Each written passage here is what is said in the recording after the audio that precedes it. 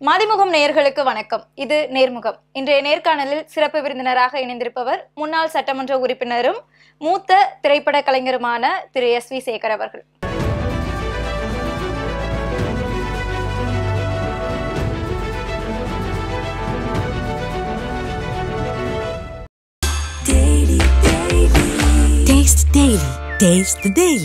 டயா booster சுகரை control பண்ணும், உங்க ஆரோக்கியத்தை மீட்டு தரும். சர்க்கரையை கட்டுப்படுத்துறதுக்கான எளிமையான வழிமுறை, இயற்கையான வழிமுறை. அனைத்து மருந்து கடைகளிலும் கிடைக்கும். வணக்கம். வணக்கம். இசை நேர்முகம் நிகழ்ச்சியில சந்தித்ததுல மகிழ்ச்சி சார். இசை டயலாக்கு வந்திருக்கீங்க, சந்தோஷம். இப்போ கரூர் இந்த விஷயம் மிகப்பெரிய பேசு பொருளா இருக்கு. இப்போ அரசியல் கட்சி அப்படின்னு பார்த்தோம்னாலே அதுல சில பல சர்ச்சைகள் எல்லாமே இருக்கதா செய்யும். எல்லா அரசியல் கட்சியிலேயே இருக்கும். ஆனா தாவேகா அப்படிங்கிற அந்த கட்சி மேல மட்டும் ஏன் இவ்வளவு அலிகேஷன்ஸ் வந்துட்டே இருக்கு? ஏன்னா அவங்களுக்கு அடிப்படையான அரசியலே தெரியாத உள்ள வந்துட்டாங்க. இப்போ எங்க வீட்டுக்கிட்டேயே எய்த்தாப்புல ஒரு டிரான்ஸ்ஃபார்மர் இருக்கு. டொப்புன்னு ஒரு சத்தம் கேட்கும், கரண்ட் கட் ஆயிடும். என்னன்னு பார்த்தா ஒரு அணில் குறுக்க போயிருக்கும். அது அங்கேருந்து தாவும் போது அந்த கம்பியில போய் இடிச்சிடும். என்ன அணில சொல்றீங்க சார்? உண்மையான அணில்? நிஜம், எனக்கு தெரியாது. வேற என்ன அணில் இருக்கு? இல்ல அணில்கள்னு சொல்லிட்டு இப்ப நிறைய பேர் சொல்லிட்டு இருக்காங்க. அவங்க வேற கரண்ட் கம்பியில தாவுறாங்க. இந்த வாலு முதுகுல கோடு அந்த அணில் சொல்றேன். ராமர் பாராட்டின அணில். அந்த அணில் அணில் வரும், ஒரு சமயம் காக்கா வரும். அது அந்த கம்பி டிரான்ஸ்ஃபார்மர்ல ஒரு ஃபியூஸ் ஒயர் இருக்கும். அதில் பட்டோன்னு ஷாக் அடிச்சு செத்து போயிடும், கரண்ட்டு போயிடும். உடனே திட்டுவாங்க, சனியம் பிடிச்ச அணில் இது வந்து கரண்ட்டு போச்சு. ஏன்னா வீட்டில் முக்கியமான வேலை நடந்துட்டு இருக்கலாம், குழந்தை தூங்கிட்டு இருக்கலாம், வயசானவங்க இருக்கும். ஸோ எந்த கட்சி யார் நடத்தினாலும் யாருக்கும் ஒன்றும் பிரச்சனை இல்லை. அது பொதுவாக அந்த கட்சியை தாண்டி பொதுமக்களுக்கு ஒரு பெரிய பிரச்சனையை உண்டு பண்ணும்போது அது தேவையில்லாமல் சாபம் வாங்கி தான் ஆகணும். தவிர அடிப்படையான பல விஷயங்கள் இருக்குது.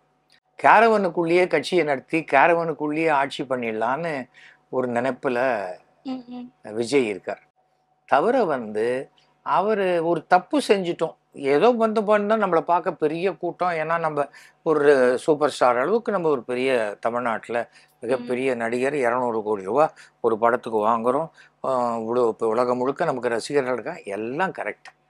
ஆனால் அரசியல்னு வரும்போது நீ பொந்துக்குள்ளே போய் பூந்துக்க கூடாது. புரியுதா? வெளியில் வரணும். சரி, வந்தாங்க ஒரு 10,000 பேர்னு அவங்க சொன்ன இடத்துல 27,000 பேர் வந்துட்டாங்க. கூட்ட நெரிசல், இறந்து போயிட்டாங்க. இறந்து போனோடனே ஊரை விட்டு ஓடுறது அழகு, ஓடக்கூடாது. ரைட்டோ தப்போ அன்னைக்கு நைட்டு அங்கே இருந்திருக்கணும். நான் அந்த இறந்து போனவர்களை பார்க்காமல் இந்த ஊரை விட்டு போக மாட்டேன் அப்படின்னா 500 போலீஸில் இன்னொரு 200 போலீஸையும் கொண்டு அவரை சுற்றி வளையாமிச்சு அந்த ஹாஸ்பிட்டலில் போய் அவரை பார்க்க விட்டுருப்பாங்க. ஆனா காவல்துறை தான் அங்க இருக்கக்கூடாது, நீங்க கிளம்புங்க அப்படின்னு சொல்லுது. யார் சொன்னது? தாவேகா தரப்புல இருந்து. யார் தரப்புலேருந்து சொல்றாங்க? நீங்க இது வரைக்கும் தாவேகா தரப்புலேருந்து தாவேகாவில் சொன்னாங்க. சொல்லப்பட்ட தகவல், கரூர்ல எங்களுக்கு கல்யாண மண்டபம் கொடுக்க மாட்டேன்ட்டாங்க. யார் கொடுக்க மாட்டேனாங்க? எந்த கல்யாண மண்டபம்? ஒரு ரெக்கார்டுலயே இல்லை. இந்த போன் இவர் சொல்றாரு, இல்ல இது விஜய் அண்ணாது, இவர் எடுத்து வச்சு. நான் சொல்லுவேன், திறந்து பார், யாருடைய போட்டோ இருக்கு, இதோட பாஸ்வேர்டு யார்கிட்ட இருக்கு, நான் சொல்லுவேன்ல. அது மாதிரி ஒண்ணுமே சொல்லலையே. இவங்க லாஸ்ட் முதல் நாள் தான் பர்மிஷன் கொடுத்தாங்கன்னு சொன்னாங்க. எப்ப பர்மிஷன் கேட்டாங்க? அதுக்கு முதல் நாள் தான் கேட்டாங்க. பாப்பா கேட்டு பர்மிஷன் கேட்டு 24 மணி நேரத்துல கொடுத்துட்டாங்கல்ல. இவங்க ஆக்சுவலா இன்னும் 1 மாசம் கழிச்சு தானே அந்த ஊருக்கு வரதா இருந்தாங்க. அப்படியே அந்த அரிப்புல ஓடி வந்தாங்க.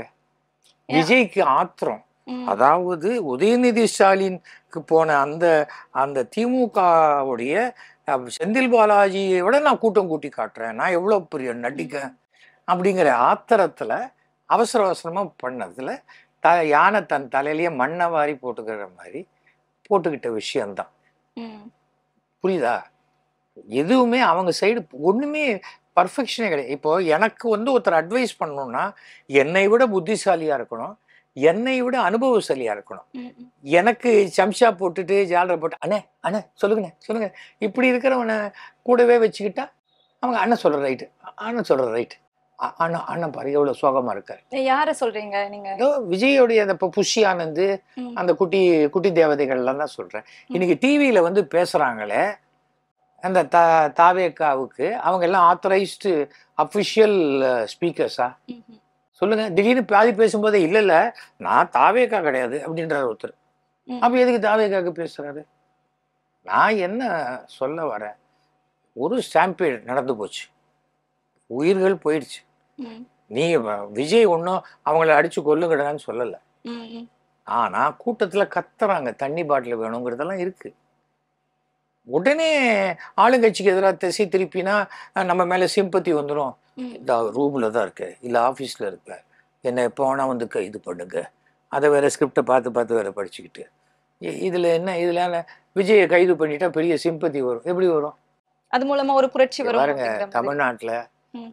கலைஞர் கைதாயிருக்கார், ஜெயலலிதா கைதாயிருக்காங்க. ம். என்னாச்சு? அதுக்கு அங்கங்க ஒரு பிரச்சனைக்கு.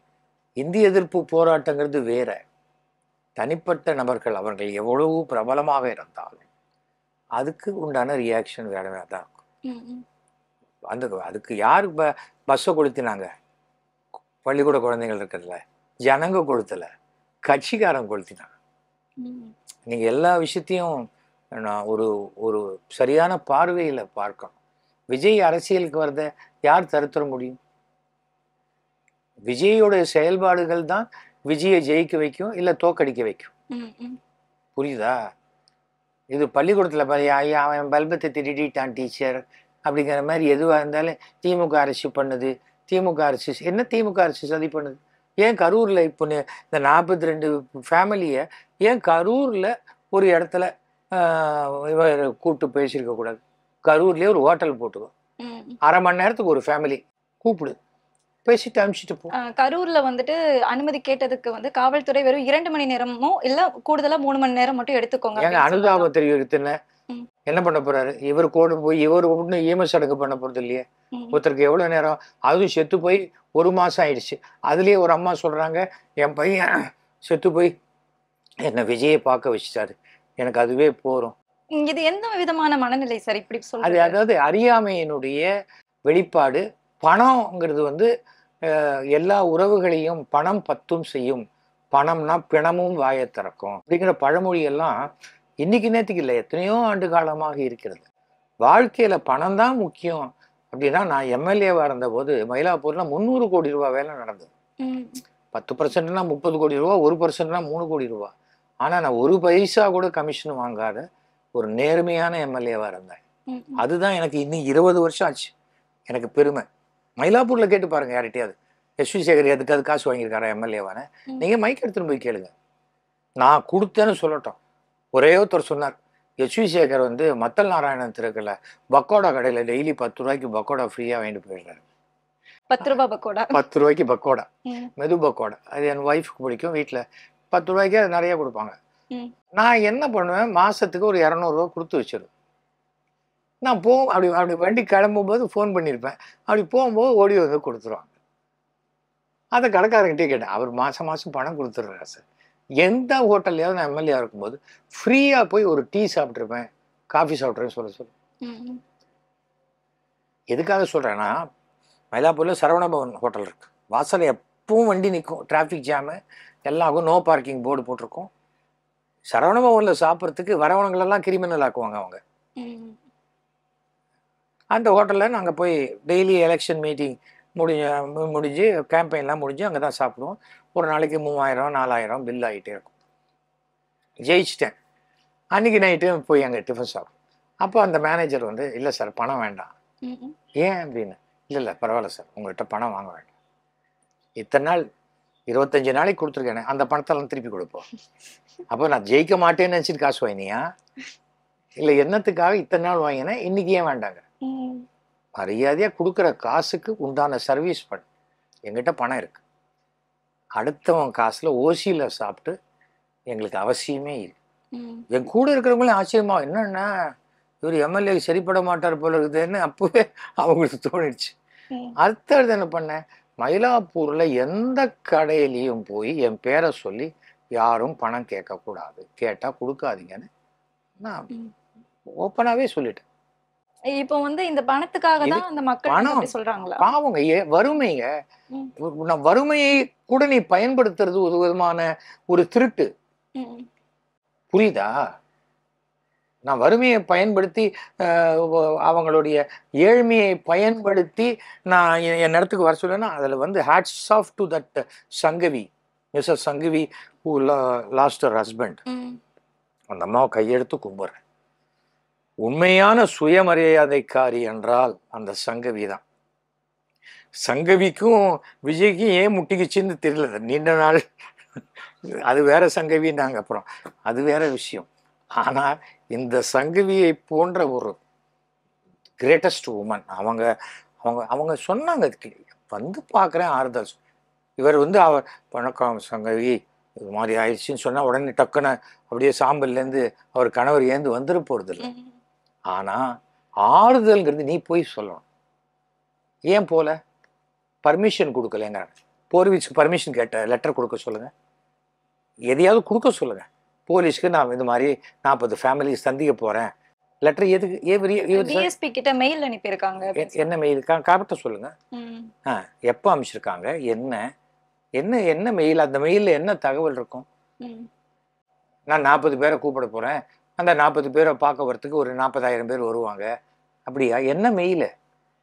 சும்மா சும்மா யாரு வேணா எனக்கு கூட தான் 72 மெயில் வந்தது.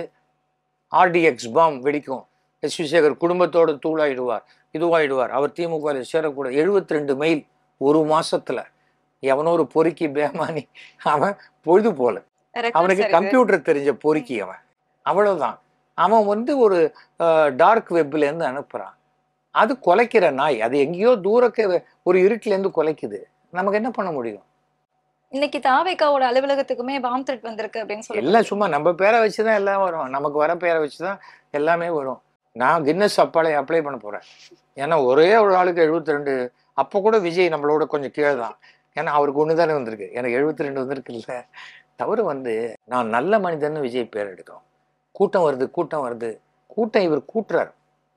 கண்டிப்பா இவ்வளவு பேரை கூட்டுவாங்க, இவ்வளவு பேரை கூட்டுவாங்க. ஏன்னு சொன்னா அந்த செந்தில் பாலாஜியை விட நான் கூட்டத்தை கூட்டி காட்டுறேங்கிற அந்த வெறி வந்தது பாருங்க, அதுதான் கரூர்ல இந்த கூட்ட நெரிசலுக்கு காரணம். அனிதா சூசைட் பண்ணிட்டாங்க இல்லையா நீட்டுக்கு, அவர் வீட்டுக்கு தானே போயிட்டு வந்தார். அவர் அண்ணனோட தரையில உட்காந்து தான் பேசுறேன். என்ன கூட்டம் வந்தது? கோயம்புத்தூர் ஷூட்டிங் போனார்ல, என்ன கூட்டம் வந்தது யோசிச்சு பாருங்க. ஆச்சா, அதுக்கப்புறம் இந்த அஜித் குமார் காவல்துறை விசாரணை போது இறந்து போயிட்டாரு சொன்னார் இல்லையா, அவரை போய் பார்த்தாரு. இவர் பின்னாடி என்ன எவ்வளோ 1000 பேர் போனாங்க சொல்லுங்க, ஏதாவது சொல்லுங்க. அவருக்கு இப்போ பனையூர் மாமல்லபுரத்துல கூட மாமல்லபுரம் அங்க அங்க எவ்வளவு கூட்டம் வந்தது? கரூர்ல அவருக்கு பாதுகாப்பு இல்லைன்னு சொல்றாங்க அப்படின்னா மாமல்லபுரம் எங்க இருக்கு? டொனால்ட் ட்ரம்ப் அவருடைய நாடு அது மாமல்லபுரம். அதுவும் இதே தமிழ்நாடு தளபதி மு.க. ஸ்டாலின் முதலமைச்சர், அவரோட கீழே தானே வருது. அவர் நினைச்சிருந்தா அடுத்த நாளைக்கு இங்கே சிஎம் மீட்டிங் இருக்கு, நாங்கள் வந்து போலீஸ் செக்யூரிட்டிக்காக இந்த எடுத்துக்கிறோம் சொல்லி அன்னைக்கு காலையில் கூட கேன்சல் பண்ணியிருக்க முடியுமே. பண்ணிருக்க முடியுமா முடியாதா?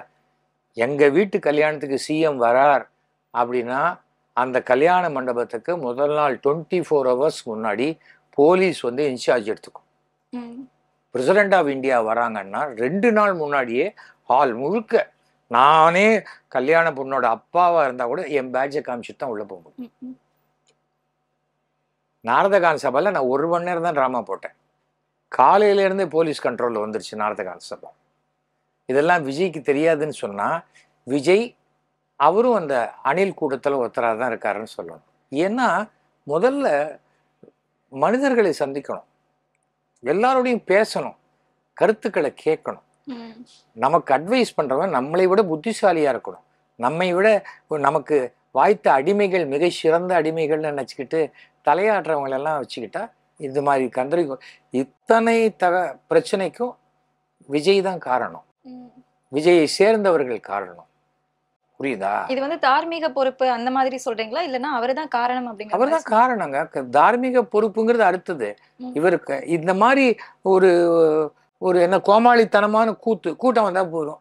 அந்த கூட்டத்துக்கு பாதுகாப்பு வேணும். அவங்களுக்கு தண்ணி குடுக்குறோமா? அவங்களுக்கு டாய்லெட் ஃபெசிலிட்டி இருக்கா? அங்க லேடீஸ் பத்திரமா வருவாங்களா? குழந்தைங்கள இவர் பேசணும். அப்புறம் ஒரு டிசிப்ளினே இல்லாம 7 மணி நேரம் தாமதமாவா ஒரு இடத்துக்கு போறது? ம். அவங்கெல்லாம் மனுஷங்க தானே, பாத்ரூம் வராதா? இப்போ எங்க வீட்லயே ரெக்கார்டிங் நடந்தா கூட இங்க இப்ப ரெஸ்ட் ரூம் இருக்கு, யாராவது யூஸ் பண்றீங்களான்னு நான் கேட்பேன். ஏன் சொன்னா நீங்க 1 மணி நேரம் டிராவல் பண்ணி வரலாம். ஏதாவது கப்பு டிஃபன் சாப்பிட்டுருக்கலாம், காஃபி சாப்பிட்டுருக்கலாம், ஜூஸ் குடிச்சிருக்கலாம். ஆண்டவனே வந்தாலும் அடக்க முடியாதுங்கிறது யூரின் தான், பாத்ரூம் தான். அது எல்லாருக்கும் தெரியும். அப்ப அதை சிந்திக்கணும் இல்லையா? ம். அதை சிந்திக்க மாட்டேன்னா அப்போ அந்த சிந்தனை சக்தி கூட இல்லாதவன் எப்படி ஒரு தலைவனாக இருக்க முடியும்? ஒரு 27,000 பேரையே கண்ட்ரோல் பண்ண முடியாத விஜய் எப்படி ஒரு 8 கோடி பேர் இருக்கிற ஒரு மாநிலத்தை முதலமைச்சராக இவரால் கண்ட்ரோல் பண்ண முடியும்? அவரே பதில் சொல்லட்டும். ம். என்ன திட்டம் வச்சிருக்காரு தமிழ்நாட்டுல? பாட்டிலுக்கு 10 ரூபா ஏறி போச்சுன்னு அவங்க கட்சி பிராபலத்தை எத்தரும் பேசுறாரு.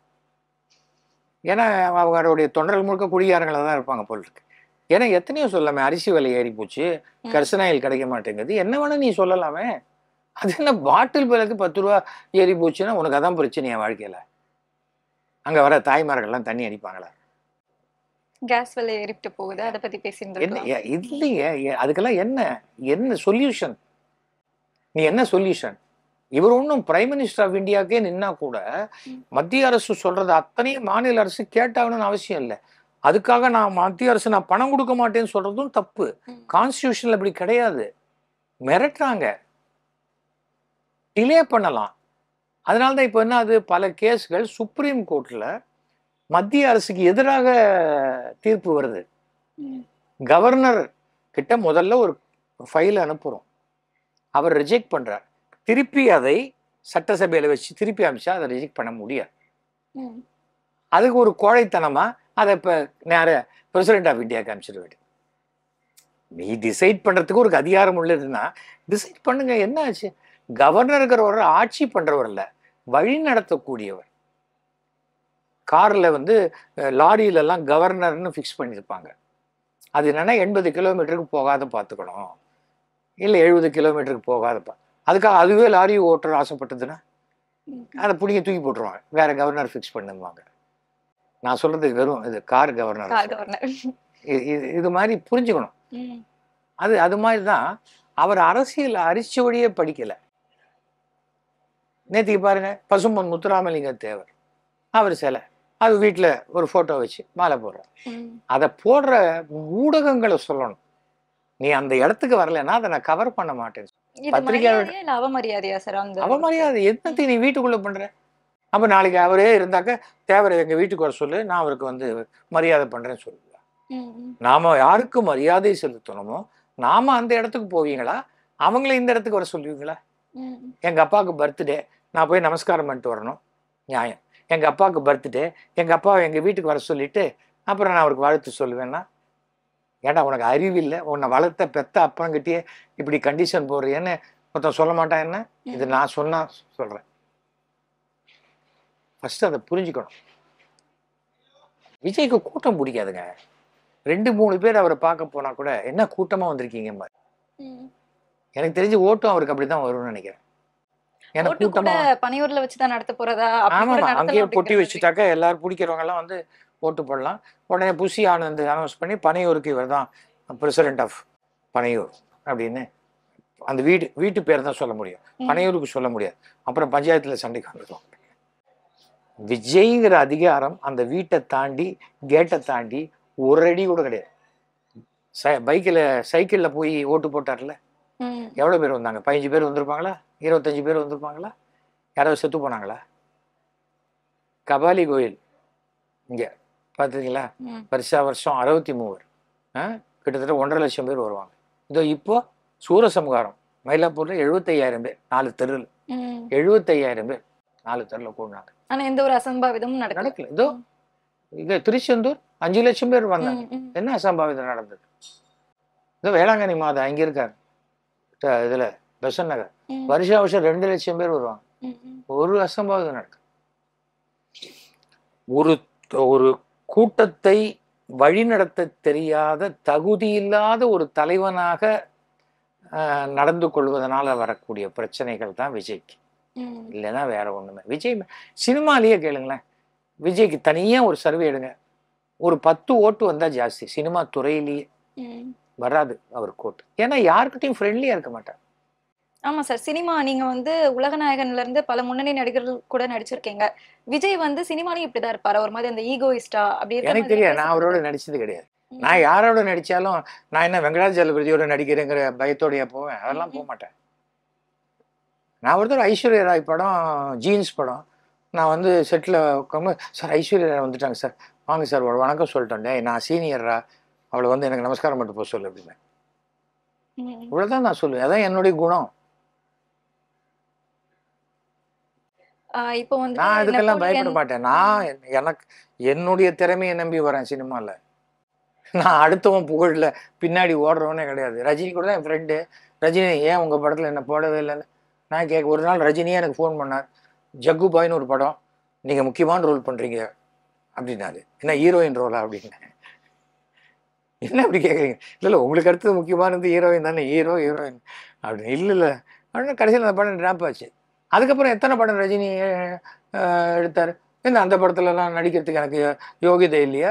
இல்லை, நான் கேட்க மாட்டேன். அதை தாண்டி பல தடவை நான் ரஜினியை பார்த்துருக்கேன், பேசியிருக்கேன்.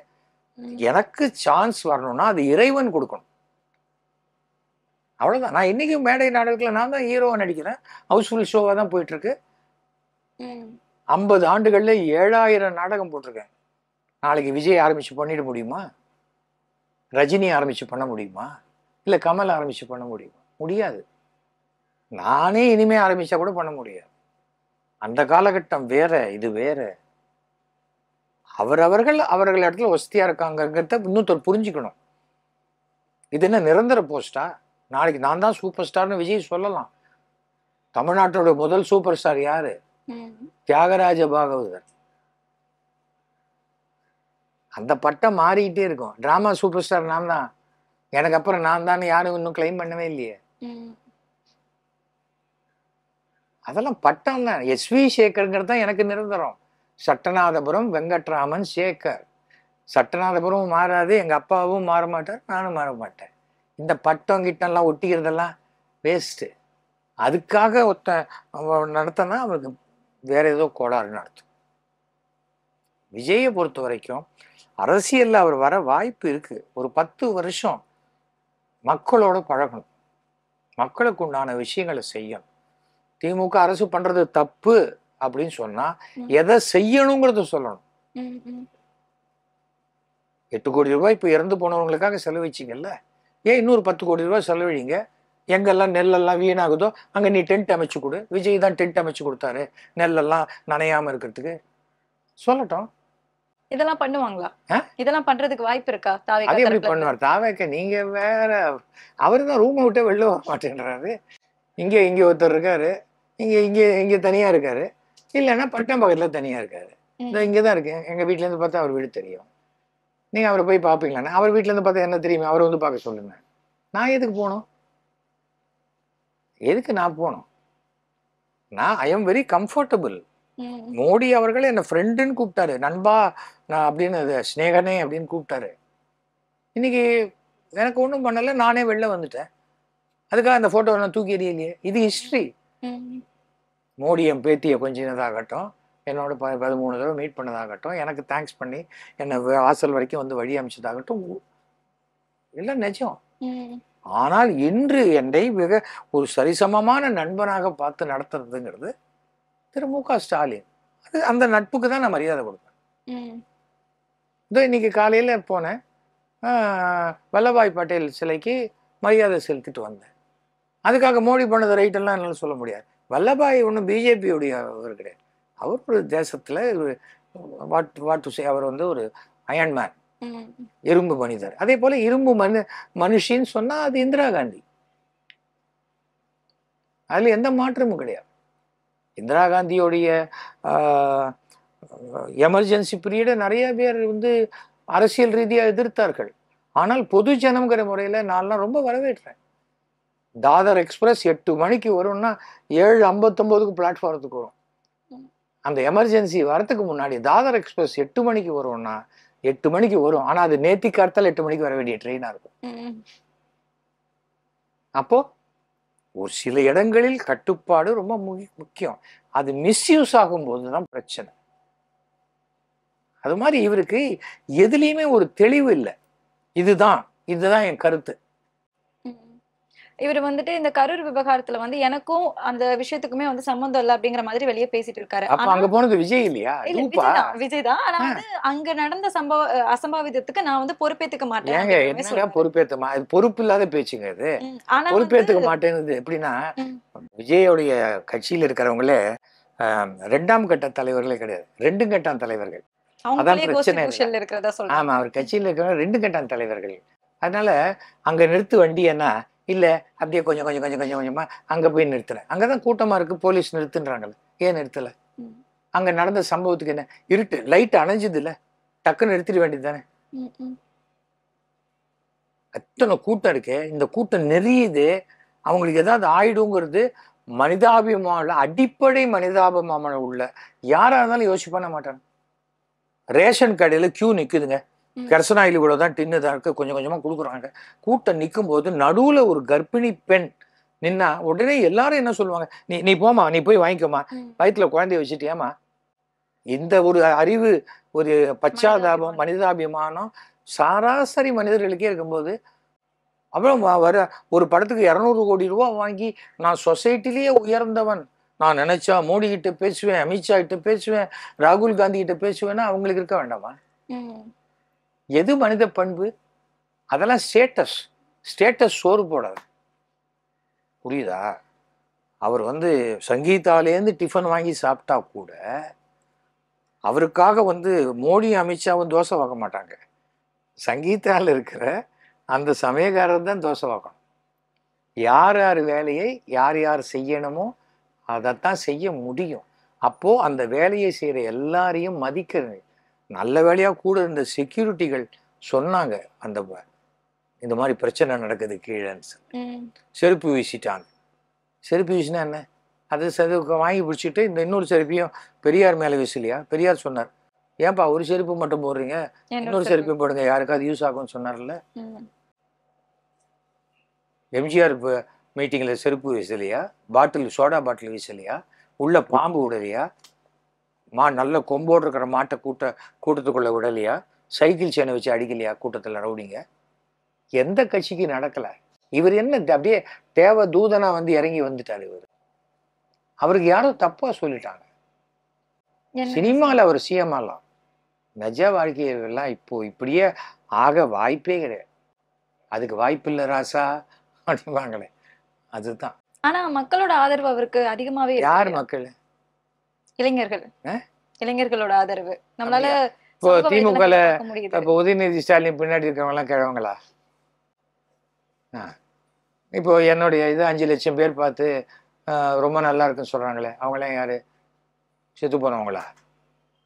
ஏங்க எல்லாருக்கும் ஒரு இது பத்திரிகை ஊடகங்களே என்ன ஆயிடுச்சு, சினிமாவை விட சினிமா தியேட்டர் ஜாஸ்தி ஆயிடுச்சு இப்போ.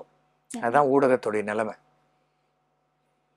இப்போ இதுலேயே தான் நான் மணல் கயிறு 2 டைட்டிலே எடுத்தேன் இந்த ஃபோனில்.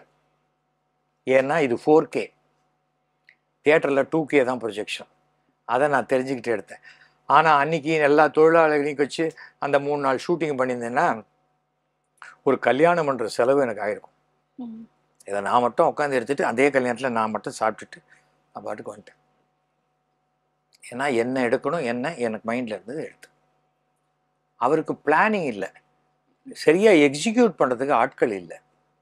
அங்கே இருக்கிறவங்கெல்லாம் வேறு இடத்துலேருந்து துரத்தப்பட்டு இல்லை வேறு இடத்துலேருந்து போக்கடை இல்லாமல் வந்து சேருவாங்கன்னு சொல்லுவாங்க தெரியுமா? அந்த மாதிரி அவங்க என்ன செய்வாங்க சொல்லுங்க?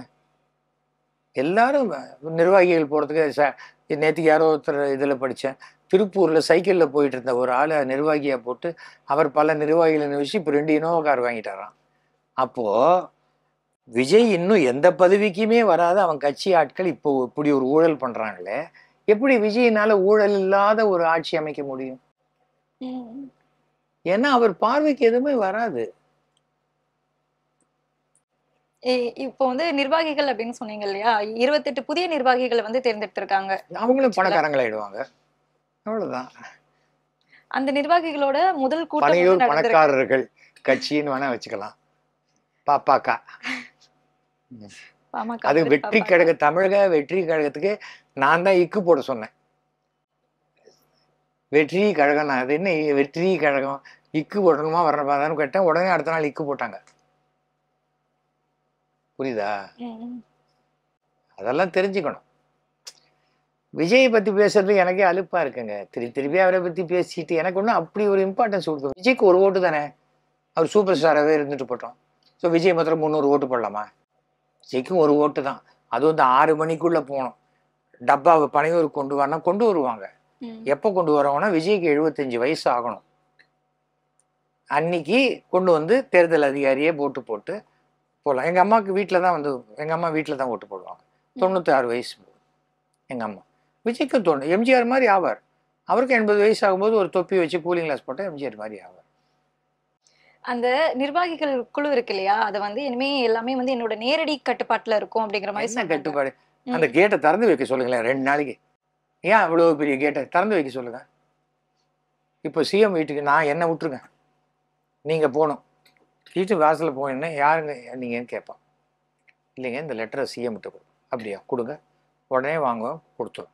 கொடுத்தாச்சுங்க, நீங்கள் போயிடலாம். அது பண்ண சொல்லுங்கள் விஜய் வீட்டில். வாட்ச்மேன் வாங்கிட்டு வர. எனக்கு இந்த கவரில் குண்டு வச்சுட்டாங்கன்னு நினைக்கிறேன். இது திமுக சதி. உளறல், இதெல்லாம் உளறல் பேச்சு. அந்த அதுவும் தாவேக்கா அவங்க டிவியில் பேசும்போது ஆத்திரமாக வருது. நம்ம வீட்டு பையன் பேர்னா பளிச்சுன்னு ஒரு அறை விட்டு ஏன்டா முட்டாளாட்டம் இருக்க அப்படின்னு சொல்லலாம். சொல்ல முடியாது. புள்ளிங்கோ அவங்ககிட்டலாம் சொல்ல முடியாது. சலூனுக்கு போகவே டைம் இல்லை. அவங்க என்னத்த அரசியல் பார்க்க போகிறாங்க. நாளைக்கு இவங்களால பூத்தில் என்ன பண்ண முடியும்? பூத்தில் என்ன நடக்கும்னு உங்களுக்கு தெரியுமா? அது முதல்ல பூத்தில் என்ன நடக்கும்னு விஜய்க்கு தெரியுமா? சரி, நாளைக்கு கூட்டணி கட்சி வந்துருச்சு. விஜய் கூட்டணி யாரோட? இபிஎஸ், அதிமுக, விஜய். அந்த பக்கம் பிஜேபி கூட்டணியோட வந்துருச்சுன்னு வச்சுக்கோங்க. விஜய்க்கு இருக்கிற அத்தனை மைனாரிட்டி ஓட்டும் விஜய்க்கே வராது. விஜயோட அந்த கருத்து கேட்பு கூட்டத்திலே சொல்லிட்டாங்க, நீங்கள் பாஜகவோட கூட்டணி போகக்கூடாதுன்ட்டாங்க.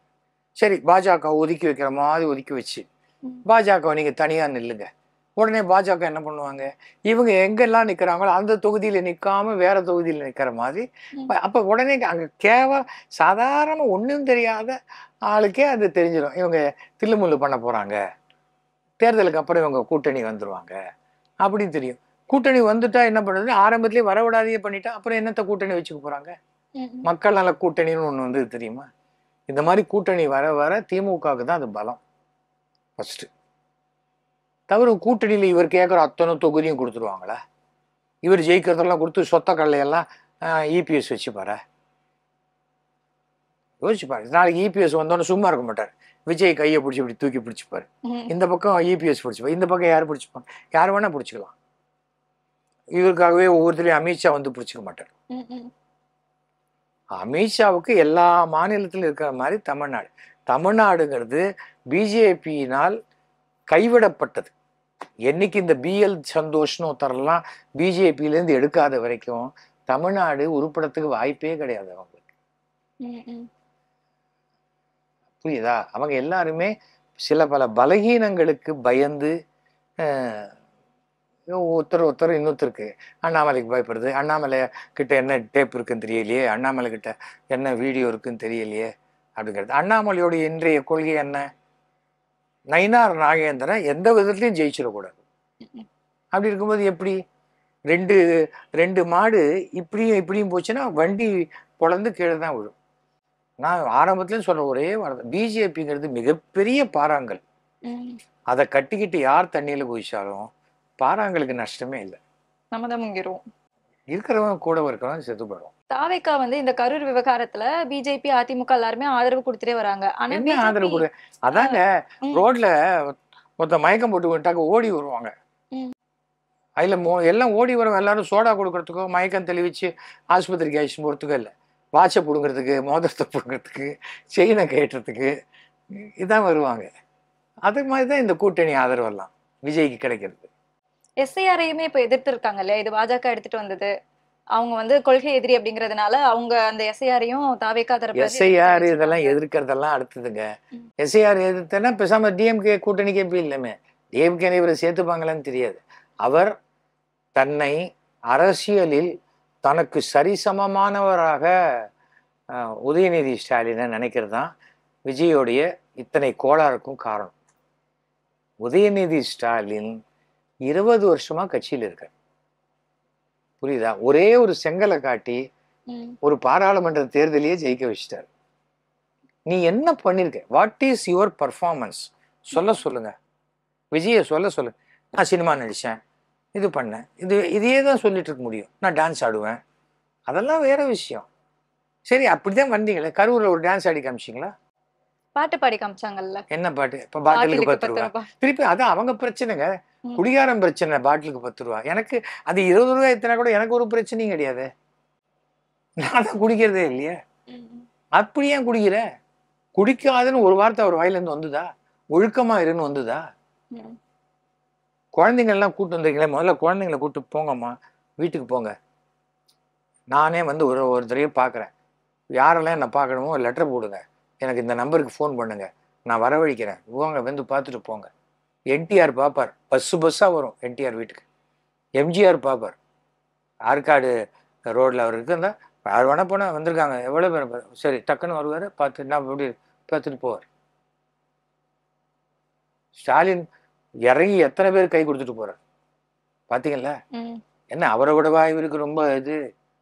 ஸ்டாலின் வந்து தமிழ்நாட்டில் இந்த தேர்தல் 2021 தேர்தல் ஜெயிக்கிறதுக்கு முன்னாடி 3 முறை தமிழகம் முழுவதும் சுற்றுப்பயணம் பண்ணார். முழுவதும் 234 தொகுதியை 3 தடவை வந்தார். இவரை எங்க பனையூரை விட்டு வெளியே வரலையே. ம். சொல்லுங்க, இவரால் எப்படி போக முடியும்? கூட்டம் இல்லை, போலீஸ் தடுக்குது, ஐயோ எனக்கு போலீஸ் இது பண்ணுதுன்னு குழந்தை மாதிரி அழுதுன்னு இருக்கலாம். இவருக்காக மோடி பாதுகாப்பு கொடுக்க கூட வருவாரா? மோடி மீட்டிங்கே வந்தா பாதியில ஏந்து அவர் பேசுறதுக்குள்ள ஏந்து போயிடுறாங்க. ம். எப்போ இந்திக்காரர்கள் தமிழ்நாட்டுக்கு வராங்களோ அவங்க தமிழ்ல பேசணும். இந்த போர்டை, டிஜிட்டல் போர்டை வச்சுக்கிட்டு திருக்குறள்லாம் படிக்கிறதுனால ஓட்டு போடுவாங்களா? எங்கேயாவது ரூல் இருக்கா? நீ 10 திருக்குறள் சொன்னாதான் நீ ஓட்டு போட முடியும்னு? ம். நான் தமிழ்நாட்டில் பிறந்தேன்னா நான் தமிழன். நீ தமிழன்னு சொன்னாலும் சரி, தமிழன் அப்படின்னு சொன்னாலும் சரி, வாழைப்பழங்கிறாங்க, அதுக்காக நான் விற்க மாட்டேன் உங்ககிட்ட, நீ வாழைப்பழம்னு சொல்லணும் அப்படின்னு யாராவது சொல்கிறாங்களா? இல்லையே. இந்தியாவில் பிறந்தவர்கள் இந்தியர்கள், தமிழ்நாட்டில் பிறந்தவங்க தமிழன், அவ்வளோதான். இவர் ஏன் இல்லாத ஒரு விஷயத்தெல்லாம் எடுத்துட்டு போறாரு? ஃபர்ஸ்ட் அவர் ப்ரெசன்ட் டே பாலிடிக்ஸ் தெரிஞ்சுக்கணும். ம். ம். ஏதாவது ஒன்று சொல்லுங்க. நான் வந்து ஆட்சிக்கு, ஒருவேளை நான் ஆட்சிக்கு வந்துட்டாக்க தங்கம் விலையை 1 கிராம் 1000 ரூபாயா மாற்றிடுவேன் சொல்லுங்க. கேஸ் விலையை 500 ரூபாயா மாற்றிடுவேன். ஸோ ஏதோ சொல்லுவேன். ஒன்றுமே ஏதோ ஒன்று சொல்லியிருக்கேன். நீங்கள் சொல்லுங்க. என்னை விட நீங்கள் தான் விஜய் எல்லாம் ஃபாலோ பண்ணுறோம். இப்போ இருக்கிறத வந்து குற்றம் சாட்டிட்டு இருக்காங்களோ தவிர அதுக்கு அடுத்து நாங்க அதுக்கு என்ன பண்ணுவோம் அப்படிங்கிற அந்த ஒரு பதில் அவங்க அது வந்து ம். வெட்டி அரசியல்னு பேர். பொழுது போல நான் டீ கடையில் காலங்காத்தால கையில் பீடி வச்சுன்னு, ஐயா ரொம்ப மோசமா, இந்த தெலுங்கானாலாம் இப்படி நடக்கக்கூடாது, நின்ன தெலுங்கானா பற்றி பேசுகிறா, வெஸ்ட் பெங்கால் ஓகேயா அப்படிமா. இவன் வேலைக்கே போகிறது கிடையாது. ம். ம். வெட்டியாக உட்காந்துன்னு எவன் சோத்தையோ தின்னுட்டு ஊர் வம்பு பேசும். அந்த மாதிரி தான் இது தமிழக வெட்டி கழகம். அதனால இது வந்து செல்ஃப் அனாலிசிஸ் வேணும். நான் வந்து முதல் தடவையாக அரசியல் மீட்டிங் பேசும்போது நான் என் பேச்சை, அப்போல்லாம் இந்த ஃபோன் கிடையாது, ம். நான் சொல்கிறது 1990s. அப்போ வந்து இது சின்ன டேப் ரெக்கார்டர் வச்சுருப்பேன், சின்னோண்டு ஸ்பூல் டேப். ம். அதை இதில் டேபிள் டயஸில் வச்சுட்டு நான் பேசுவேன். பேசி முடிச்சுட்டு ரூமில் போட்டு பார்ப்பேன், அது எவ்வளோ வார்த்தை திருப்பி பேசியிருக்கோம், இது நாளைக்கு இதெல்லாம் பேசக்கூடாது அடிப்பேன். அதை நெக்ஸ்ட் 45 நிமிஷம் பேசினா போதும். நம்மளையே சரி பண்ணிக்கணும். புரியுதா? ஸ்டாலின் ஒன்றும் நேர கலைஞர் கருணாநிதிக்கு குழந்தை பிறந்தா, குழந்தை பிறந்தது ஸ்டாலின் பேர் வச்சாச்சு, சீஃப் மினிஸ்டர் ஆகிடுன்னு சொன்னாரா? ம். இல்லையே. எத்தனை இடத்துல அந்த கொடியை பிடிச்சிக்கிட்டு சேப்பு சட்டை கருப்பு பேண்ட்டை போட்டுட்டு எத்தனை ஊர்வலம், எத்தனை எத்தனை தடவை ஜெயிலுக்கு போயிருக்காரு, எத்தனை தடவை ரோடு மறியல் பண்ணியிருக்காரு. ஏதாவது ஒன்று பப்ளிக் வந்திருக்காரு இவர்? ஒன்றுத்துக்குமே வரலையே. எல்லாத்துக்கும் பனையூர்லேருந்து அறிக்கை கொடுத்தா அறிக்கை கூட கிடையாது சார், தகவல் தகவல் இல்லை. அவர் ஒன்றும் அறிக்கை கொடுக்குறாரு, எழுதி கொடுக்குற அறிக்கைக்கு அவர் தானே கையெழுத்து போடுறாரு. ஒன்னு ரெண்டு இதுக்கு போடுறாருல்ல. ஆமா, தமிழக அறிக்கை கழகம்னு வச்சுக்கோங்க, இல்லை தமிழக தகவல் கழகம். என்ன சொல்றேன், இது அவங்க நினைக்கிற மாதிரி விளையாட்டு. இது முதல்ல ஒரு கவுன்சிலர் இதுக்கு நிக்கட்டும், முழுக்க தனியா. இப்பதான் தில்ல கட்சி ஆரம்பிச்சிட்டோம்ல, நிக்கட்டும். அடுத்த எலெக்ஷன்ல கவுன்சிலர்ல எத்தனை கவுன்சிலர் வர்றாங்க, எத்தனை மாநகராட்சி பிடிக்கிறாங்க, ஏன்னா இப்போ இவங்க பண்ணியிருக்காங்க பார்த்தீங்களா, இந்த அணில் குட்டிகள் பண்ணது, இது அத்தனையும் மிகப்பெரிய ஜோல்ட்டை உண்டாக்கிடும். ஒரு கட்சியில ஒரு வேட்பாளரை நிறுத்துறாங்க, இன்னொரு கட்சியில இன்னொரு வேட்பாளர், அந்த 4 வேட்பாளர் 4 கட்சியில. அதில் ஒருத்தன் ரொம்ப பொறுக்கி குடிக்காரன், ஒரு 3-4 பொண்டாட்டி, இது மாதிரி சின்ன வீடு, ஒழுக்கமே இல்லாத வாழ்க்கையை நடத்துகிறவன், கட்ட பஞ்சாயத்து பண்ணுறவன் அப்படின்னா அவன் எந்த கட்சியை சேர்ந்தவனாக இருந்தாலும் அவனுக்கு ஓட்டு போடுவாங்களா? இல்லை இவ்வளோ மோசமான இந்த கட்சி நிறுத்திருக்க கூடாதுப்பா, இந்த தடவை ஓட்டு போடாமல் இருந்துடலாம், இல்லாட்டா வேற அவனுக்கு போட்டு வைப்போம், ஜெயிக்காட்ட கூட பரவாயில்ல அப்படின்னு பண்ணுவாங்களா? நீங்கள் சொல்லுங்கள். ஓட்டு போட மாட்டாங்க. அவ்வளோதான் நடக்கும். புரியுதா? அவர் ஏதோ கனவுல இருக்கார். அந்த கனவு ஸ்ட்ராங் ஆகணும்னா இன்னும் 2 தூக்கு மாதிரி அதிகமாக போட்டுட்டா போதும். ஒரு உண்மையான மனிதன், சிறப்பாக வளர்க்கப்பட்ட எஸ்.ஏ. சந்திரசேகர்லாம் ஓரளவுக்கு ஒரு பையனை, அவங்க ஷோபாலாம் எனக்கு, அவங்க எஸ்ஏசி ஷோபா லவ் பண்ணுற காலத்துலேருந்து அவங்கள எனக்கு தெரியும். யூனிட்டி கிளப்னு ஒரு ட்ராமா ட்ரூப்பில் தான் அப்போ வருவாங்க. அப்போ எனக்கு 13 வயசோ 14 வயசோ அந்த காலகட்டம். அப்போது அவர் பையன் நல்லா வரணும்னு தான் வளர்த்துருக்கார். பையனை வச்சு டைரக்ட் பண்ணார், இது பண்ணார், எல்லாம் பண்ணார். ஓகே. ஆனால் இவர் என்ன செய்ய போகிறார், ஜனங்களுக்கு என்ன செய்ய போகிறார்? விஜயை நம்பினா எனக்கு என்ன? இப்போ விஜய் படம் தான் ஓடுதுன்னா அப்போ அஜித் படம் ஓடி இருக்கக்கூடாது? இன்னைக்கு அஜித்துக்கு ஃபேன்ஸ் ஜாஸ்தி தானே. ஆனால் அஜித் எப்படி கண்ட்ரோல் பண்ணுறார்? கோவில் அப்படிங்கிறார், அமைதியாடுறாங்களா இல்லையா? ஏன் உனக்கு அந்த கமாண்ட் இல்லை? இப்போ நீயும் புள்ளிங்கோ மாதிரியே தான் இருப்பேன்னாக்க கட்டுப்பட மாட்டாங்க. கமாண்டு வேணும். கமாண்டுக்கு அந்த விஷயத்த பண்ண தெரியும். பண்ணுங்க, நல்ல திட்டம் இல்லையா? மறைவாது இதெல்லாம் வராது. அப்போ நினச்ச நேரத்தில் தூங்கி 12 மணிக்கு மேலே கிளம்பி வர முடியும். அந்த ஷூட்டிங் மாதிரி கரெக்டாக 10 நாள் வருவேன், நான் ஹெலிகாப்டரில் இறங்குவேன். அதெல்லாம் நடக்காது. எல்லாத்துக்கும் ஐஏஎஸ் ஆஃபீஸர்ஸுக்கு பதில் சொல்லணும். சொல்கிற இடத்துலலாம் ஐஏஎஸ் ஆஃபீஸர்ஸ் எல்லாம் கையெழுத்து போட்டுற மாட்டாங்க. நாளைக்கு பிரச்சனையாக இருக்குன்னா முதலமைச்சர் ஆணைப்படி அப்படின்ட்டு போட்டு கையெழுத்து போட்டு நாளைக்குன்னா வேறு ஊருக்கு ட்ரான்ஸ்ஃபர் ஆகி போயிடுவாங்க. நம்ம தான் பார்க்குறோமே, எல்லா பத்திரிகையும் படிக்கிறோம் இல்லையா? யாராக இருந்தாலும் விஜய்க்கு இப்போ அரசியலில் முதலமைச்சர் ஆனவங்கிறது பேராசை. முதல்ல ஒரு ஆசைப்படட்டும், அரசியலுக்குள்ளே வரட்டும், தொண்டு செய்யட்டும், உழைக்கட்டும். சீமான் ரொம்ப பெருசாக எதிர்க்கிறாருன்னா சீமானுடைய ஓட்டு வாங்கி அவருக்கு போயிடுமோன்னு சீமான் பயப்படலாம். நான் எதுக்கு பயப்படணும்? நான் எந்த கட்சியிலையும் கிடையாது, எனக்கு ஒன்றும் விஜய் எதிரி கிடையாது. ஆனால் அதுக்காக நான் விஜய் வாழ்க விஜய் வாழ்கன்னு கத்திட்டு போகிற ஆளும் கிடையாது. அதுக்கு சொல்கிறேன், முதல்ல எனக்கு கூட்டம் வேணும், அந்த கூட்டத்துக்குள்ளே நான் போய் பேசுவேன். இதுக்கு முன்னாடி கரூருக்கு முன்னாடி இந்த மாதிரி சம்பவம் நடக்கலையே, இப்போ தானே நடந்திருக்குன்றாங்க. கரூருக்கு முன்னாடி முதல் மாநாடு எங்கே நடத்தினாங்க? அங்கே தூக்கி போடல, தூக்கி எறிஞ்சாங்களா இல்லையா ரசிகர்கள்? அவன் எவனாவது ஒரு கம்பில் போட்டு செத்து போயிருந்தா சரி. இவங்க கரூருக்கு இங்கே வரத்துக்கு முன்னாடி நாகப்பட்டினத்தில் என்னாச்சு? மயக்கம் போட்டு விழலையா? விழுந்தாங்களா இல்லையா? அதில் யாராவது செத்து போயிருந்தா? எனக்கு இதுக்கு முன்னாடி நடக்கலையேங்கிறது அவருக்கு வருத்தமா, இல்லை இப்போதான் முதல் தடவையாக நடந்திருக்கு, இது முன்னாடியே நடக்கும்? எனக்கு தெரிஞ்ச ஒரு அரசியல் தலைவர் இருக்கார், இப்போ அந்த கட்சியிலேருந்து இதை எடுத்துட்டாங்க. அந்த ஆள் எப்பவுமே சொல்லுவாராம், ஒரு 10 பேராவது சாவணும்பா, அப்போதான் அந்த சிம்பத்தி வரும் கட்சிக்கு. அந்த மாதிரி நடந்த ஒரு விஷயம் தான் இந்த கரூர் சம்பவம். இது நான் அந்த பழியை நான் போட மாட்டேன். ஆனால் தான் இருந்த இடத்தில் அந்த சம்பவம் நடந்த பிறகு அதற்கு ஒரு தார்மீக பொறுப்பு ஏற்காமல் ஓடிப்போன கோழைத்தனத்தை செய்த ஒருத்தரை தலைவராக ஏற்றுக்கிறதுக்கு அவங்க கட்சியிலேயே நியாயமாக சிந்திக்கக்கூடியவங்க ஒத்துக்க மாட்டாங்க. திருச்சிலையுமே ஒரு போஸ்டர் வந்து ஒட்டப்பட்டிருந்தது இல்லையா? நீங்க வந்து அந்த ஆமா. 41 பேர் அந்த இறந்து போற அவங்களெல்லாம் பார்க்கறீங்க, அவங்கள நியாயம் தான். எல்லாருக்கும் உயிர் தானேம்மா, உயிர் தானே. அவங்க ஒரு மாதிரி வஞ்ச புகழ்ச்சி அணி மாதிரி வழியோட எழுதியிருப்பாங்க. இருந்தாலும் நாங்க உங்களுக்கு தான் வந்து சப்போர்ட் பண்ணுவோம் அப்படிங்கிற மாதிரி. 2 ஷீட் வச்சுக்கலாங்க, 2 போர்டு வச்சுக்கலாம். விஜய்க்கு ப்ளஸ்ஸு, விஜய்க்கு மைனஸ்ன்னு பார்த்தா, விஜய்க்கு ப்ளஸ்ஸு விஜய் சினிமா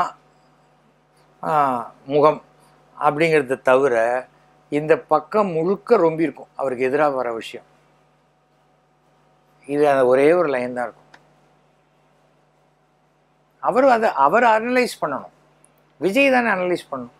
இப்போ நாளைக்கு என்னை கூப்பிட்டு நீங்கள் அட்வைஸ் பண்ணுவீங்களான்னு கேட்டிங்கன்னா எனக்கு ஒரு 100 கோடி ரூபா கொடுக்கட்டும். நான் எதுக்கு சும்மா போய் அட்வைஸ் பண்ணணும்? நான் அவ்வளோ வெட்டியாக இருக்கேன் பாருங்கள், எவ்வளோ வேலை இருக்குது, எனக்கு நிறைய வேலை இருக்குது, நான் செய்ய மாட்டேன். நான் 3 கட்சி இருந்துட்டேன், போகிறேன் எனக்கு. நான் இன்றைக்கு தமிழக முதல்வருடைய நல்ல நண்பராக 2026 7வது முறையாக திமுக ஆட்சி அமைக்கும் பொழுது முதலமைச்சராக என் நண்பர் அப்படி உட்காருக்கும்போது பெருமையாக வணக்கம் போட்டு ஒரு எக்ஸ்எம்எல்ஏங்க முறையில் அவருக்கு போய் ஷால் போத்திட்டு வரும். அவ்வளோதான். இப்போ வந்து மாமல்லபுரத்துல வச்சு கரூர்ல பாதிக்கப்பட்ட மக்களுக்கு வந்து ஆறுதல் சொன்னாங்க இல்லையா? காலில் விழுந்து அழுது அப்படின்ட்டு. ஒரு குடும்பத்துக்கு வந்து 10ல இருந்து 15 நிமிஷம் அப்படின்னு சொல்றாங்க. மொத்தமா 37 குடும்பம் பார்க்கும்போது 8 மணி நேரத்துக்கு மேல வருது. அவ்வளவு நேரம் அழுகிறது வந்து ஒரு ரெக்கார்டு இல்லையா? ஒரு மனுஷனால 8 மணி நேரம் தொடர்ந்து அழுகுறது அப்படிங்கிறது. வாட்ச் இருக்குல்ல, கிளாக்ல பின்னாடி ஒரு திருப்பினா டங்கு டக்குன்னு சினிமாவில் பாரும். அது மாதிரி அங்கே பின்னாடி யாராவது நிறுத்தி வச்சுருப்பாங்க.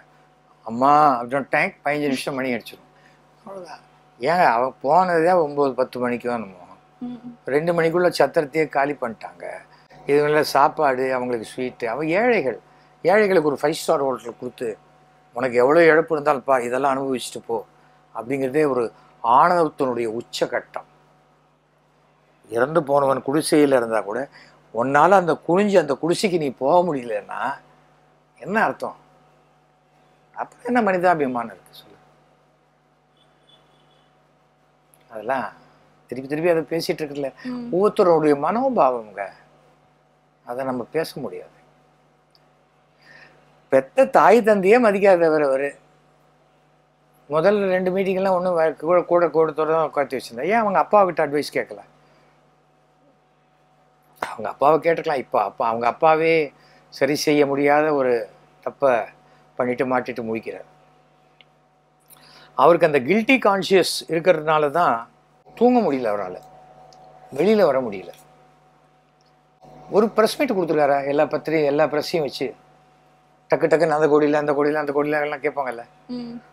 தமிழிசை சவுந்தரராஜன் பார்த்துருக்கீங்கல்ல, எவ்வளோ உடறலாக பேசினா கூட எல்லாரையும் சமாளிப்பாங்க. தான் சிறப்பாக பேசுகிறோன்னு ஒரு நம்பிக்கை அவங்களுக்கு. அப்படி எதுக்கு மோனையாக பேசுவாங்க. கர்ருன்னா டர்ரும்பாங்க, ஏதாவது சொல்லுவாங்க. அது மாதிரி ஒரு தமாஷ் பேர் வழி அவங்க யாராவது ஒருத்தர் கவர்னர் போஸ்டர் ரிசைன் பண்ணிட்டு எலெக்ஷனில் நிற்கிறேன்னு ஓடி வருவாங்களா சொல்லுங்க? அதெல்லாம் வெறி, பதவி வெறி. அது மாதிரி தான். பாஜக வந்து நாங்க கூட்டணியே கிடையாது அப்படிங்கிற மாதிரி அறிவிச்சிருக்காங்க. ஆனா இந்த கரூர் விஷயத்துல திமுகவோட சதி அப்படின்னு சொல்றாங்க. ஆனா ஏன் அந்த பாஜகவை அவங்க வந்து மென்ஷன் பண்ணவே இல்லை? பாஜக வந்து இதுக்கு முன்னாடி நிறைய கலவரங்கள்லாம் பண்ணியிருக்கிறதா செய்திகளை நம்ம பார்த்துருக்கோம்.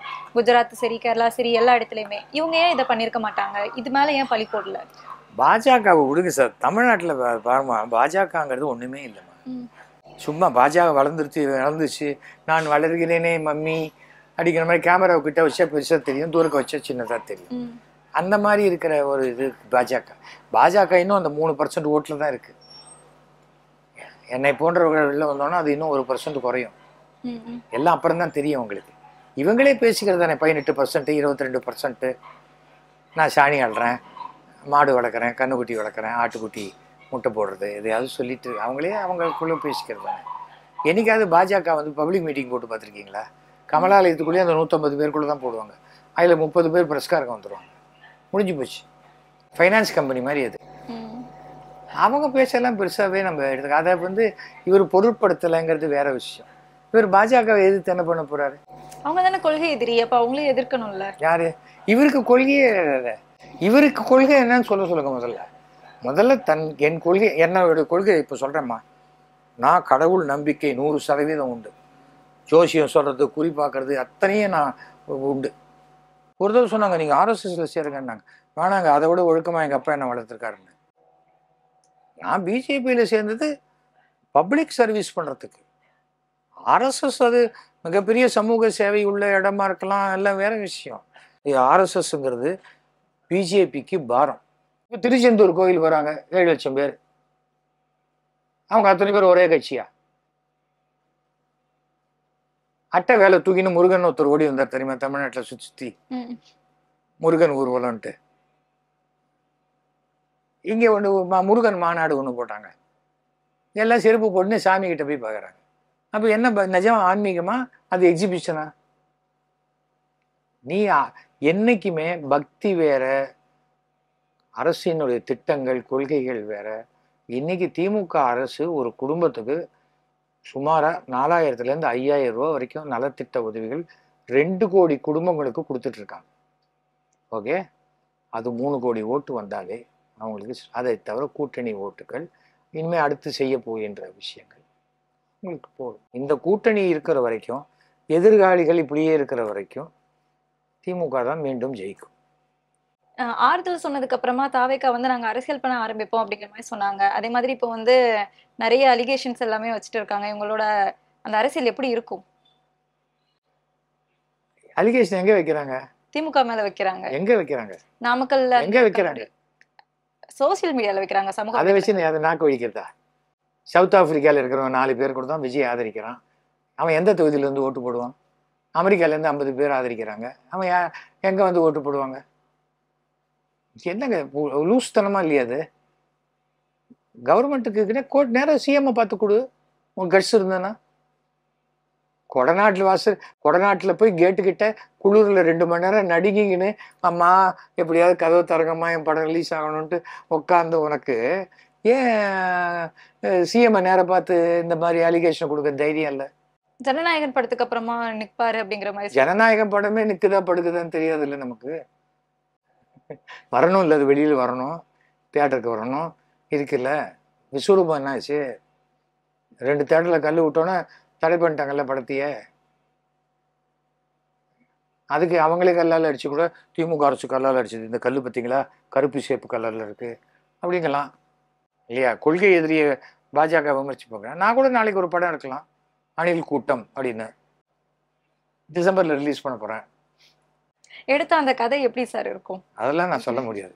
வாரம் என்ன நடக்குதுன்னு பார்த்தா இப்போ எழுதின்னு இருக்கோம். எல்லாம் ரெடி பண்ணி இப்போ டிசம்பரில் ஷூட்டிங் போனாக்க ஜனவரி 20 நாள் ஷூட்டிங் முடிச்சு அடிச்சு ரிலீஸ் பண்ணுறோம். இல்லை சார், 1 லைன் ஸ்டோரி சொல்லலாம்ல? சொல்ல மாட்டேன், அப்புறம் காப்பி அடிச்சிருவாங்க. அப்புறம் இது வந்து திமுகவின் சதி அப்படிம்பாரு. எனக்கு திமுக தான் பணம் கொடுக்குது, பணம் கொடுத்து என் பையனுக்கும் எனக்கும் வாய்ப்பு கொடுக்குது. ஏங்க கருத்து நீங்கள் ஒன்று சொல்கிறீங்க, நான் ஒரு கருத்து சொல்கிறேன், நான் ஒரு கருத்து சொல்கிறேன், அவர் ஒரு கருத்து சொல்கிறார், அவர் ஒன்று சொல்கிறார், அவர் ஒன்று சொல்கிறாரு. அதுதானே ஜனநாயகம். மோடி ஒரு கேள்வி வைத்தால் அதற்கு ஒரு எதிர்கேள்வி ராகுல் காந்தி வைக்கிறார், ராகுல் காந்திக்கு எதிர்கேள்வி அமித்ஷா வைக்கிறார், அமித்ஷாவுக்கு எதிர்கேள்வி இன்னொருத்தர் இவங்க மம்தா பானர்ஜி வைக்கிறாங்க. அதானே ஜனநாயகம். அப்போ ஜனநாயகம்னு வைக்கலையே, ஜனநாயகம் தானே. அப்போ அப்பவும் ஒண்டி தான், தனியால் தான். அப்பவும் கூட்டம் கிடையாது. ஆடியோ லான்ச்சுக்கு நல்ல கூட்டம் வரும், ஆனால் அதுக்கு காலேஜ் கொடுப்பாங்களான்னு தெரியாது. அதுவும் திமுக சதின்னு இருக்கு சொல்லுவாரான்னு தெரியாது. இல்லைன்னா அதுவும் ஒருவேளை பனையூர்லேருந்து ரிலீஸ் பண்ணிடுறாரு நம்ம தெரியும். அதனால அதெல்லாம் எனக்கு வந்து ஒருத்தரை வச்சு செய்யறது கேலி பண்ணுறதுன்னா ஓரளவு தான் பண்ணணும். தொடர்ந்து பாவம் விஜய்க்கு 50 வயசு தான், அது என்னோட 25 வயசு சின்னவர் அவர். தொடர்ந்து அதுக்கேற்ற மாதிரியான சம்பவங்கள் வந்து வெளியே வந்துகிட்டே இருக்கு இல்லையா? அதை அவர் தான் திருத்திக்கணுங்க. தப்பு யார் மேலேன்னு பார்க்கணும். ஒருத்தன் வந்து சொல்கிறான் எல்லாரும் என்னை தப்பாக புரிஞ்சுக்கிறாங்க அப்படின்னா தப்பு உன் மேலே. நான் சொல்கிறேன், ஆனாக்கா இசை புரிஞ்சிக்கவே மாட்டேன்றாங்க. பட் இந்த கரிகாலனுக்கு நான் சொல்கிறது புரியுது. பட் விஸ்வநாதன் வந்து இதில் என் கருத்து ஒன்றும் இல்லைன்னுறார் அப்படின்னா இட்ஸ் எ டிபேட்டபிள் திங். உலகமே நான் பைத்தியம் நினைக்குது அப்படின்னா நம்ம கீழ்ப்பாக்க தான் போகணும். புரியுதா? சில சமயம் பார்த்தீங்கன்னா பைத்தியக்கார டாக்டருக்கும் பைத்தியக்கார பேஷண்ட்டுக்குமே வித்தியாசம் தெரியாது. ஏன்னா அந்த டாக்டர் பைத்தியத்தை குணப்படுத்த அவனை மாதிரியே பேசி பேசி அவரும் பைத்தியமான மாதிரியே இருப்பார். ஆனால் நல்லா படிச்சிருப்பார். டாக்டர், நான் கொண்டு வந்த யானையை காணும், இதுப்பா இங்கதானே வச்சிருந்தேன், அங்கே ஓடுது பார் அப்படிம்பார் டாக்டர். இப்போ நம்ம வெளியிலேருந்து பார்த்தா இதில் யார் மென்டல்னு சொல்லுவோம்? அந்த மாதிரி தலைவர் சொல்றதெல்லாம் அணில் குஞ்சுகள் சொல்லிட்டே இருக்குன்னா என்ன பண்ண முடியும் சொல்லுங்க? தவிர வந்து இதுல சமுதாயத்துல ஊடகங்களோட பங்கு ஒன்று இருக்கு. தார்மீக ரீதியா நமக்கு ஏதோ ஃபுட்டேஜ் வந்தா போறோம். நானும் வாட்சை பார்த்துட்டே இருக்கேன், ரொம்ப நேரமா பேசிட்டு இருக்கோமே, இது எவ்வளோ ஃபுட்டேஜ் போகும், ஒரு பாட்டா போகுமா, 2 பாட்டா போகுமா, 2 பாட்டா போடுற அளவுக்கு இது என்ன பொன்னியின் செல்வனா பார்க்கறதுக்கு? அதையே 2வது பாட்டு பார்க்க மாட்டேன்ட்டாங்கன்னு வச்சுக்கோங்க. அந்த மாதிரி இருக்கும் பொழுது நம்ம வந்து பேசுறத நியாயமா பேசணும். நான் எந்த யாருக்கிட்டையும் எனக்கு எம்எல்ஏ சீட்டு கொடு, எம்பி சீட்டு கொடு ஒன்றும் கேட்க. எஸ்வி சேகர் மேலே கேஸ் இருக்கு, இதுக்கு அது கோர்ட்டில் இருக்கு, சுப்ரீம் கோர்ட்டில் இருக்கு. அதுக்கு ஜட்ஜ்மெண்ட் என்ன வருதோ அது உண்டு. நான் வந்து சட்டத்தை மதிப்புவேன், சட்டம் எனக்கு பாதுகாப்பு கொடுக்கும், அவ்வளோதான். நேர்மையானவன். எனக்கு பொய் சொல்லி பொழப்பு நடத்த வேண்டிய அடுத்தவன் காசுக்கு நான் ஆசைப்பட மாட்டேன். என்னுடைய காசு 10 ரூபாய்க்கு கூட சண்டை போடுவேன். ஆனால் எனக்கு சொந்தம் இல்லாத 1 கோடி ரூபா 10 கோடி ரூபா இருந்தால் கூட எனக்கு வேணாண்டுருவேன். அது என்னுடைய நேச்சர். என் உழைப்பில் தான் இந்த வீடு கட்டும்போது இந்த வீடு வந்து 1 கோடி ரூபா, இன்னைக்கு இந்த வீடு 16 கோடி ரூபா. இதை விட ஒருத்தனுக்கு வாழ்க்கையில் என்ன பண்ண வேணும்? 8 பெட்ரூம் இருக்கு,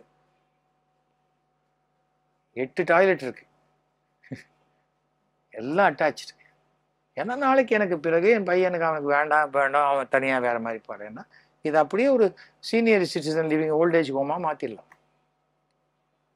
ஸோ நமக்கு வாழ்க்கையில் ஒரு பெரிய பங்களா கட்டி நான் மட்டும் தனியாக இருப்பேன்னா அது ஒரு விதமான மனநோய். சரியாது. ஒன்று நீ யாரையும் சேர்த்துக்க விருப்பம் இல்லை, இல்லை மற்றவங்க உன்னோட சேர விருப்பம் இல்லை. எனக்கு கலகலன்னு இருக்கணும், 10 பேர் வரணும், போகணும், பேசணும், அதான் என் லைஃப். ஸோ வித்தியாசமான கேள்விகள் நிறைய கேட்டீங்க. ஆனால் கரூரை விட்டு வெளில வர மாட்டேங்க நீங்கள். ஏன்னா நடக்கும், எல்லாமே நடக்கும். கரூர் மக்களுக்கு இந்த மாதிரியான துயர சம்பவம் இனிமேல் வாழ்க்கையிலேயே நடக்கக்கூடாதுன்னு நான் ஆண்டவனை பிரார்த்திக்கிறேன். பணம்லாம் என்றைக்கு வேணால் வரும். இந்த மாதிரி திடீர்னு வர பணம் இருக்குது பாருங்கள், 6 மாதம் கழிச்சு போய் பாருங்கள், 20 லட்ச ரூபா யார் யார் அக்கௌண்ட்டில் இருக்குன்னு பாருங்கள். 90% பேர் அக்கௌண்ட்டில் இருக்காது. 1 கோடி ரூபா லாட்ரியில் சம்பாதிச்சு கறி வண்டி எடுக்கிற ஆள்லாம் பார்த்துருக்கேன். 3 மாதம் கழிச்சு திருப்பியும் கறி வண்டி தான் எடுத்துன்னு போனார். இதெல்லாம் இறைவனுடைய தீர்ப்பு. யாருக்கு என்ன உண்டோ அதை கடவுள் கொடுப்பார். தைரியமாகவும் நேர்மையாக வந்துட்டா கடவுளுக்கு பயப்படுங்க, அப்பா அம்மாவுக்கு மரியாதை கொடுங்க, உங்கள் லைஃப் சிறப்பாக இருக்கும். யாராவது இந்த ப்ரோக்ராமை பார்த்துட்டு எனக்கு ஃபோன் பண்ணி நல்லபடியாக பேசணுன்னா 9841023545 கூப்பிடுங்க. சுமாராக இருக்குன்னா இசைக்கே ஃபோன் பண்ணி சொல்லிடுங்க. ஓகேயா? நன்றி, வணக்கம். நன்றி சார்.